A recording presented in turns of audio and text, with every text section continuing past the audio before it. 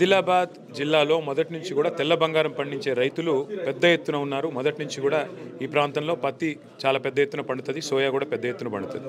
ఇవాళ ఇటు సోయా రైతులతో అటు పత్తి రైతులతో మా నాయకుడు జోగురామన్న గారు, అనిల్ జాదవ్ గారు, కోవాలక్ష్మి గారి నాయకత్వంలో వాళ్ళందరితో కూడా కొద్దిసేపు ముఖాముఖి సమావేశం పెట్టుకున్నాం. మేము వస్తున్నాం అనగానే మరి మార్కెట్ యార్డు బంద్ చేసినారు, రైతులతో మేము కలవకుండా. అయినప్పటికీ రైతులు పెద్ద ఎత్తున తరలి వచ్చి వారి సమస్యలన్నీ కూడా చెప్పుకున్నారు. అనవసరపు నిబంధనలు పెట్టి కపాస్ కిసాన్ అనే ఒక యాప్ తెచ్చి అనవసరంగా ఇవాళ ఆదిలాబాద్లో ఉండే రైతాంగానికి ఇక్కడ కనెక్టివిటీ సమస్యలు ఉంటాయి, ఇంటర్నెట్ సమస్యలు ఉంటాయి, దాంతోపాటు వయోవృద్ధులు ఉంటారు, అందరి దగ్గర స్మార్ట్ ఫోన్లు ఉండవు. ఇవన్నీ తెలిసినప్పటికీ ఈ రకంగా ఇబ్బంది పెడతా ఉన్నారు.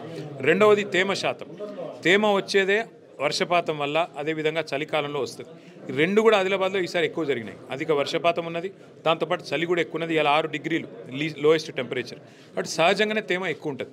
మరి 8% ఉండాల తేమ అంటే 20-22% ఇవాళ ఉన్నప్పుడు విధిలేని పరిస్థితుల్లో కొంతమంది రైతులు వాటిని కాటన్ను రోడ్ల మీద ఎండబెట్టడం, ఇంట్లో ఎండబెట్టడం వల్ల ఫైర్ యాక్సిడెంట్లు జరిగి నిన్న 2 రైతులు ఇవాళ ఇబ్బంది పడతా ఉన్నారు, వాళ్ళు కూడా నష్టపోయినారు. అట్లాగే ఒకటే రోజు 2 పత్తి రైతులు ఆత్మహత్య చేసుకున్నారు. 8,100 రూపాయలు, 8,110 రూపాయలు మద్దతు ధర ఉంటే ఇవాళ రైతులకి మీ జాప్యం వల్ల, మీరు పెడుతున్న నిబంధనల వల్ల ప్రైవేట్ వాళ్ళకు అమ్ముకోవాల్సిన పరిస్థితి 5,900, 6,000 రూపాయలకు అమ్ముకోవాల్సిన పరిస్థితి వచ్చింది. అంటే ఒక్కొక్క రైతు 2,000 రూపాయలు నష్టపోయే పరిస్థితి. అందుకే మేము డిమాండ్ చేసేది ప్రభుత్వాన్ని ఏమంటే, మీరు స్పందించి మేల్కొని, క్యాబినెట్ అంటే కేవలం రాజకీయ అంశాలే కాకుండా రైతు అంశాలు కూడా మాట్లాడితే లాభం జరుగుతుంది. 50 లక్షల ఎకరాల్లో ఇవాళ రైతులు పత్తిని పండిస్తూ ఉన్నారు తెలంగాణలో. ఇక్కడ పండించే కాటన్ క్వాలిటీ కూడా అద్భుతమైన క్వాలిటీ. మరి ఇంత మంచి క్వాలిటీ కాటన్ పండించే రైతులకు న్యాయం చేయాలి అంటే వారికి మద్దతు ధర ఇవ్వాలి, ఈ మాయిశ్చర్ అనే నిబంధన ఎత్తేయాలి, ఆ కపాస్ కిసాన్ అనే యాప్ని ఎత్తేయాలి.